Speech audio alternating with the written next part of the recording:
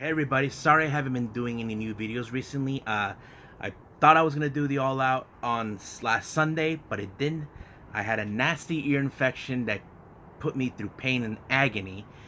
But I'm here to do that. So all the episode we're gonna talk about is the All Out pay-per-view. I know some of you may say this to me. This is old news, but I'm gonna do it anyway because I hate to leave this one out because I already thought about it. So let's start this episode with All Out.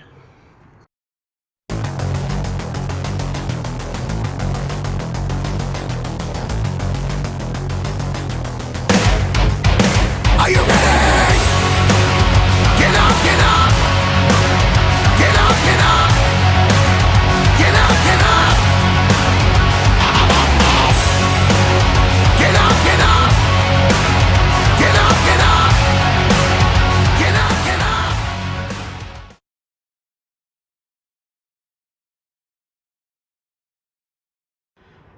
Hey everybody, welcome to Deleted Wrestle Zone, all things pro wrestling from AEW, NXT, New Japan Pro Wrestling, Impact Wrestling, in the National Wrestling Alliance, many promotions, wrestlers, and championships. I'm your host, J-Rod here. First things first, like I said earlier in that little promo thing, sorry I haven't posted out anything new. I thought I could do the video on a Sunday. Today's Tuesday, September 8th. I had a nasty ear infection. It was killing me. I contracted it on Thursday night. It was getting worse. I was able to watch All Out. So that's what this episode is going to be. Just giving you guys a review what I thought about All Out and what matches were good, what matches were bad. Now, as you know, we've been hearing this a lot. Some things happened in All Out that made things worse. I didn't like the first half that much because it was, except for the match between the Jurassic Express and the Young Bucks. That was a good one in the first half, but the rest, no. Second half, yes, it was pretty much better. I know there's been a lot of talk in the aftermath of All Out regarding what happened to Matt Hardy. I know that it was part of it. I will put that as the final thought segment to give you guys what I thought. But let's go from start to finish, from the entire pay-per-view event. The first match, well, this was originally supposed to be at the buy-in, so it was the tooth and nail match between both Big Swole and Britt Baker. Now, they said they were going to make this into a cinematic match, something we've seen with the Boneyard, the Firefly Funhouse, all of that. But to be honest with you, it didn't felt like a cinematic match. It didn't feel right. I mean, I don't know if you guys felt the same way. I mean, the story is there, but it didn't felt like the match that should have been. I just, I felt like they could have done a different match type, like a steel cage or something. I don't know. But Big Swole pick up the victory. But the whole thing about some parts is like they took it outside. Reba went through a dumpster. What else? Britt actually got an anesthetic on her leg, and of course put in a mask. I thought that was like kind of interesting because that's something you can use. That way she won't get up. But, I mean, look, the story is there, but the match wasn't good for me, But we'll see what happens if they decide to continue on with the story or not. Next match, like I said, this one was the good one in the first half of the pay-per-view.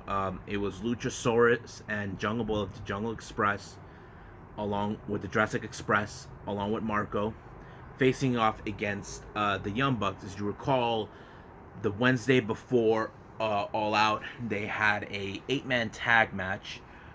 Whoever win in the 8-man tag, that will be those two teams will face off each other at All Out. And I have to say, I like the way they were going with their story. Now, you probably ask yourselves, is this going to be a rivalry between them? No, I think they're putting a different story about what is conflicting with the Elite. If you guys follow that, you see, I'm a story type of guy. I mean, I like to write my own stories. Just don't ask me what. but it makes perfect sense the way the Elite has been what's been happening with the Elite. Ever since they won the Stadium Stampede, things have been not exactly has been not going top, but still in the same in the bubble. As you recall, what happened, the Bucks were angry with Hangman for what he did, costing them the gauntlet match where they could have been number one contenders to face against Hangman and Kenny Omega, but the FTR got into his head, and the whole story went like that. But the match was great. I'm not gonna lie. I did like how they were going with this, but I don't think they're gonna put a possible feud between both the Bucks and Jurassic Experience. But like I said, match was good. The Bucks pick up the victory on this one. Next match, well, it's the Casino Battle Royal. I wasn't too much fond of this one, like the original one. Well, the original was good, but this one, no. I'm just gonna go who got eliminated first. But if you guys must know, the biggest surprise in the Casino Battle Royale was Matt Sydal. Now, if you guys are WWE fans, you guys know who he is. He was known as Evan Bourne. I actually met him once here in San Diego when SmackDown was doing a live event, and I'm a big fan of Matt Sydal. But the one thing that sucked was he was trying to pull the shooting star press, which he was famous for. He actually slipped, and I don't know if he landed on his back or on his head. He botched the move, but he was okay, in case people are asking. But he did state it after that. Maybe that's the sign that he needs to do things new. Now, if you guys don't understand what that means, if you follow Ricochet, he did mention that he feels that his body can barely take enough force from doing the high flying things. And he did talk to Jericho and ask him if it's okay if he can use the code breaker, but call it something else. And Jericho gave him his blessing, saying, yeah. And I feel maybe Matt Sydal should do that. Try to find out what can work for him if his body can barely take enough, But I have to say, seeing Matt Sydal being there was great. I can't believe I seen him. If you probably ask, is AEW going to sign him? Well, as you know, because of the current situation with the pandemic, the answer is not going to be no. But, however, I hope they can bring him in for another type of match or something. It makes no difference, but I did like it. Now, let's go from who got eliminated first all the way to the winner. First person to be eliminated was The Blade. Second, Fallen Angel, or should I say the in-ring general or whatever, Christopher Daniels. Third, Billy Gunn. Fourth, Ray Phoenix. Fifth, Chuck Taylor. Sixth, Jake Hagar. Who's number 7? Oh yeah, Sonny Kiss, number 7th. Santana, number 8th. Trent, number 9. Ortiz.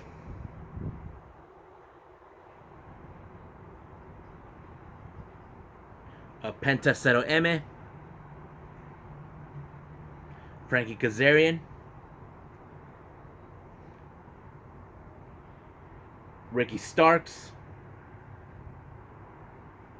Darby Allin. Shawn Spears.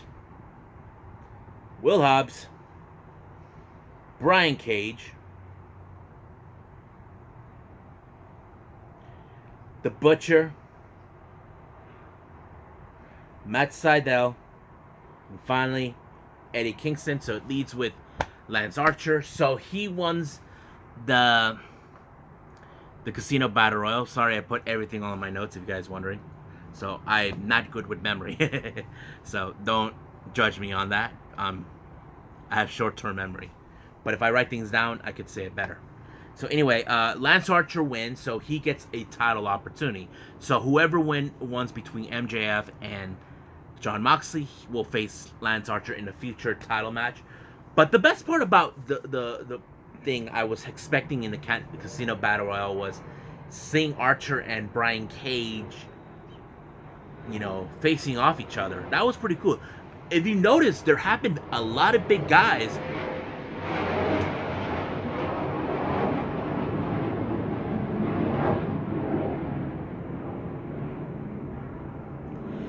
Okay.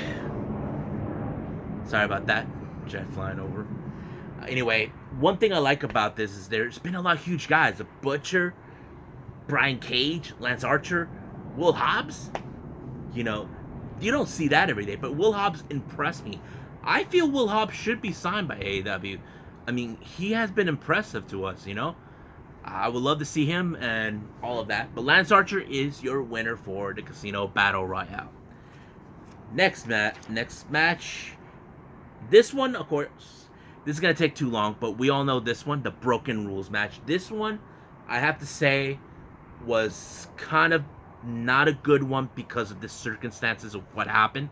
If you saw the video over and over and over, Matt Hardy hit hard on the head on the concrete. Aubrey Edwards made the right choice to stop the match. All this, but this is where the controversy began. The match was supposed to stop, but somehow it was continue when doctors are saying that Matt Hardy passed the protocols. Now, I know you guys are probably going to say this, but what about his wife, what she said on Twitter, because they said he wasn't okay. Well, I'll explain to all of you guys about that on the final thoughts. So, as you know, they continued the match, so they decided to skip the end and just go directly to the winner, which became Matt Hardy. This match probably will be the worst match in history in AEW. But the real question is how they're going to bounce back from this. That's the real question.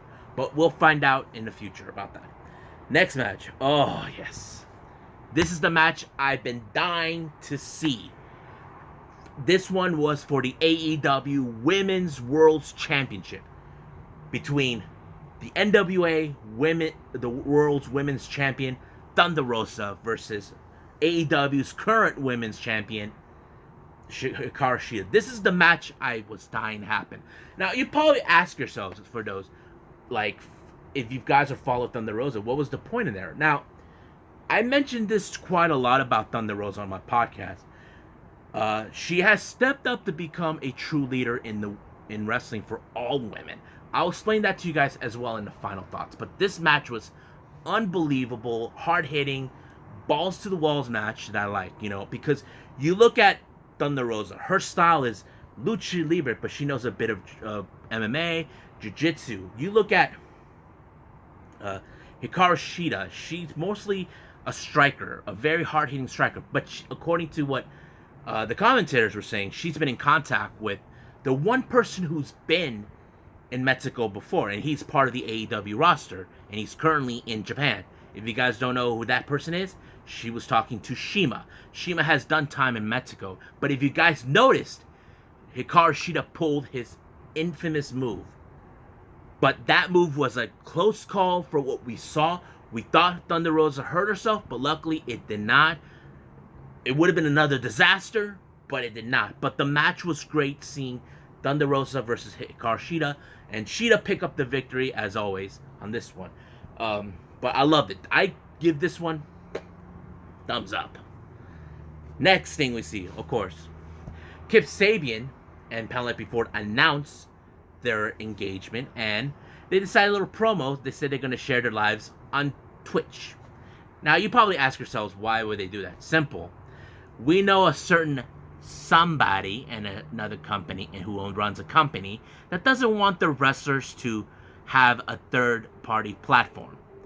And you guys know who I'm talking about. So there's their way of saying they're mocking them. So they're saying, look, we're allowing our guys to use Twitch and Cameo, but you guys are pathetic not giving them that chance to do what they want outside of the company.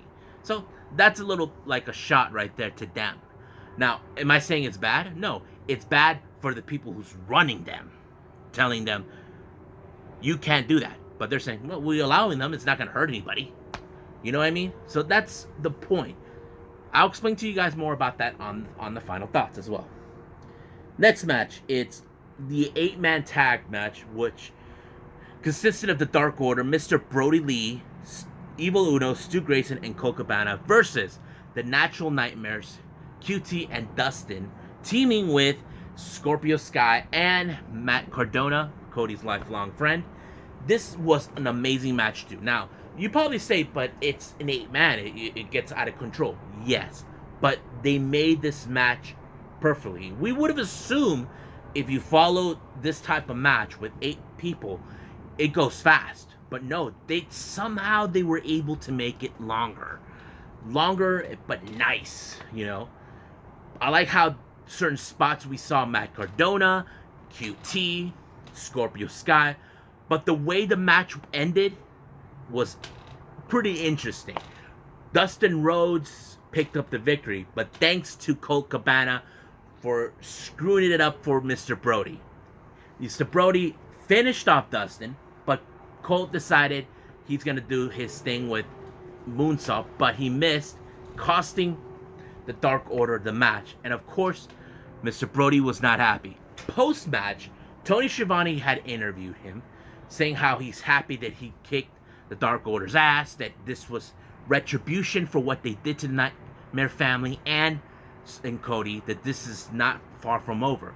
But according to what Tony Schiavone got, he gets a little intercom message from Tony Khan saying this Wednesday, I think, Dustin Rhodes will face against Mr. Brody Lee for the TNT Championship match. This is huge for him, This is something that I know many fans can see, like, what's going to happen now. But the real question you're probably saying now to yourselves once I say it is, Brody Lee going to drop the championship match? Well, I could say yes, but part of me is telling me no. The reason I say that is because we don't know for sure, because I know that there have been fans that never gave a lot of chance to the Dark Order. I feel like it's too soon to pull the plug on that, but we just got to wait and see when that happens. When we get to that day, we'll find out. Next thing, but I missed something else that happened in the match. I forgot. It was on my notes. If you guys noticed, Scorpio Sky got in the face of who? I forgot. But all of a sudden, Scorpio Sky got halted by Anna Jay, and then she got pump kicked by Brandy Rhodes. Now, if you guys haven't forgotten, Brandy Rhodes haven't forgotten what she did to her. So, there's going to be a feud right there, and I can't wait to see that. Then we jump into the AEW World Tag Team Championship match. Now, this was one of those matches that fell with the story with Hangman Page and Kenny. Like, could they survive this match after the recent events where Hangman has been hanging out with FTR, messing with his head, all this and that. So that's one of those things that has been talked about. But however, the way the match ended with FTR picking up the victory, it made more sense, because a lot of people has been wanting to see these guys taken more seriously, because if you recall, FTR prior before coming to AEW, they weren't taken seriously. They wanted to make the tag team division stand out more, and that was the case. And I think being in AEW made a lot more sense for them, but allowing them to win makes sense. But the story between Hangman and Kenny has now progressed where that the elite is falling apart eternally. Kenny is now turning back to his cleaner roots. Hangman is already out of. But what does it mean? But when Kenny left, he was right there talking with the Bucks, and he said he was done and all this and that. So it's still unclear what was going on.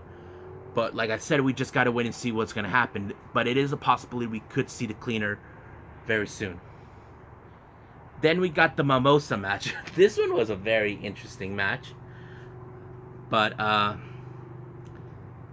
I'll skip anyway. This one, Cassidy won. I have to say, it's one of the most interesting matches, because this was a good feud. I have to say Jericho made the right choice to put Cassidy over him, but I just wasn't sure how they're going to put the Mimosa stuff, around. But I'm like, pretty interesting. 2 pools on both sides, but it's very interesting. I wonder what it tastes like, But yeah, so basically, Chris Jericho actually took a dip on the Mimosa. Then finally, we get to the AEW World Championship match between MJF and John Moxley. This match, you see John Moxley, he somehow was able to make MJF bleed and all this other things. It's so unbelievable. Even MJF was using tactics that he thought would help him win, like biting his fingers, breaking his arm, but he was able to ensure that he was unable to use his left shoulder or left arm because he was looking for ways to ensure he wins. He even tried moves that he thought could work. One of them was the Crossroads, where his old mentor, Cody, used to use. But none of it was working. So he tried every move that he can think of until finally Wardlow decided to step in, toss him the diamond ring, but he overshot it. He overshot MJF, and he sees the ref has his back turned. He did not see this, and John Moxley pulled off the paradigm shift with the referee not seeing. So the match ended with John Moxley winning using the paradigm shift. And now, but in the stands watching is Lance Archer, his next opponent. So this is going to be one crazy match. So I'm going to end it right here. We're going to start with the final thoughts in a few seconds, right about now.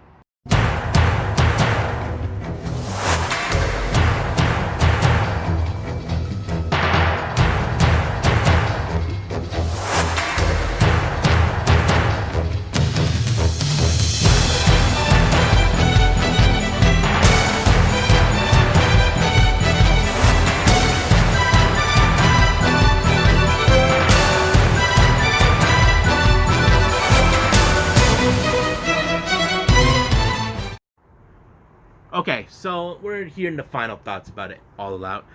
Now, I know there's been good and bad with the whole thing with All Out. I mean, we can discuss how the situation with Matt Hardy and Sammy Guevara's match turned out. I know there's been a lot of back and forth on this. Like, Rebby, Matt's wife, has been arguing, saying that there's been a lot of negligence, a lot of stupidness out of the AEW's part. Now, we can say yes. But the thing is, we just don't know what is the real facts. Now, according to Tony Khan, he said that he did not pressure the doctor to do anything. Unlike WWE we seen in the past. Now, some of you guys saying, but WWE would never allow it. Yes. If you guys forgotten what happened to Owen Hart, they did not stop the event when Owen died. Don't forget that. They decided to continue. The entire place was a crime scene. No crime was ever discovered. But the thing is this. Tony Khan did state it. He talked to the medic who was there and telling him to make the judgment call. Basically, he wasn't going to make that call himself. But the doctor did state it that Hardy passed the protocols of a concussion. He said he looked fine. And that's when the match restarted. Some people say it should not have happened. Yes, it should have. But the problem was, I think the real issue I see is the storyline. How is it going to end? The idea was, if Matt Hardy loses, he's out. And Sammy's like saying he needs to finish him. That's like, it conflicts with everything. You see, accidents happen. Because sometimes we plan things, we don't know if it's going to go right. You see, I make plans. If something gets in my way, I realize, okay, it happens. I can't do nothing about it. And that's what happened. But there were some people on Twitter were talking about Rebby. She needs to back off. I mean, I know there are fans that don't trust Rebby at all. If you guys forgotten, Rebby disrespected Ashley Mazzaro, who was Matt Hardy's ex years ago. She disrespected her after she died. I mean, I get it. But Rebby, I understand her predicament. She sees her husband injured himself on pay-per-view. Not only he's a husband, he's also a father of 3. And I understand her dilemma. I get it. But sometimes we cannot take sides. We need to understand what is really happened. Did Matt Hardy really hurt himself? did he have a concussion? They're saying that he is okay. Reva's saying no, he's still at the hospital. Basically, this is a matter of he said, she said type of scenario. And to me, can we just understand an accident just happened? We can't control it. Not even Tony Khan could. But whatever the case is, hopefully we can hear it from Matt himself, because he seems to be the one who can give us the answers. We cannot take the word of Tony or Rebby, because they're like right now fighting each other. Who's telling the truth? That's what I see. Only Matt can tell us that. But that's about it. Now, for all of you guys down there who enjoyed the Thunder Rosa and Hikaru Shida match, you probably ask yourselves right now, like, is that it? Why couldn't Thunder Rosa just won the match? Well, that's a simple question. Now, Thunder Rosa has always been a strong, open speaking minded person about women in wrestling. Ever since the speaking out movement came out, talking about all this stuff, she feels that WWE and AEW hasn't done enough to expose more of the women in wrestling. You see, this, I can talk about this all day if I wanted to. But I feel that she's trying to make an example. She wants to show the world women can do this. That they can stand up in the same equal matter as the men. And that's something normal and natural for anybody like her that can say that. Because I'm a big fan of Thunder Rosa. I never met her, but I've always loved what she can do. She's very passionate, And I've said this on my podcast before. She is a true leader in the women of wrestling. And I will love to see more what she can do. If you guys don't know this, she runs a promotion called Mission Pro Wrestling, all women wrestling. She wanted to make things that could make a much safer environment. But this match set a valuable point. You can look at this match. All the matches Thunder Rosa will live on forever on this one. But yes, she is currently on NWA's payroll. She's still under the roster, but people are saying, wait a minute, but they haven't done any shows. Yes, because of the situation in the pandemic. But right now, they're getting back on track now that they partnered up with United Wrestling Network, which is Dave Marquez's company, who's also one of the ring announcers and interviewers in the NWA. So that's what it's that, the whole thing. Now let's talk about the whole thing with let's see. I'm gonna try to talk about MJF's match with Jon Moxley. Now, some of you guys are saying MJF should have won that match. Sorry, my crooked hair. Yes, that's true too, but you need to look at it this way. We can agree MJF, he's good with the mic, he's good in the ring, but however, he's still young. Because the thing is this, we know we can see a lot of potential in him, in MJF. And frankly, I can see that. But I like how they're going with the story with MJF. And you probably ask yourselves, okay, what's going to happen now? Because he actually used the paradigm shift during the match when the ref wasn't looking. Well, that is true. I think my biggest guess I can go, Lance Archer will probably come out, saying how happy he is going to go against Jon Moxley to obtain the AEW World Championship. Well, not if MJF has something to do with it, saying he beat me using an illegal move. Yes. Referee didn't see it. The ref makes the call, but that's how it is. It's going to be a back and forth type of thing. That's what I predict is going to happen in the aftermath. Now, you probably ask me now about the whole pay-per-view. I can say, and I could admit, All Out was one of the most good and bad pay-per-views right now. A part of me tells me it's bad. A part of me tells me it's good. It was because of, well, like I said, some things were good, some things were bad. But the thing is, I feel they should have done something better for the match between Big Swole and Britt Baker. They could have done something different. Could have done something different for Matt Hardy and Sammy Guevara, other than the Broken Rules match. Um, that type of thing. But in the Casino Battle Royale, they could have done something different too, but it didn't. Don't get me wrong, they had some good talents too, but that's how I see it. There's good and there's bad in it, but that's how it is. I hope that the next pay-per-view won't follow in that same predicament at all. So I think that's about it for today. Stand by later on. I will do the Tuesday Wrestling Tuesday with AEW Dark and Impact.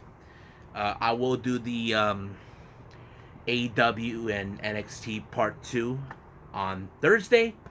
But for now, I must bid all of you adieu. So, goodbye. And have a nice day. Bang!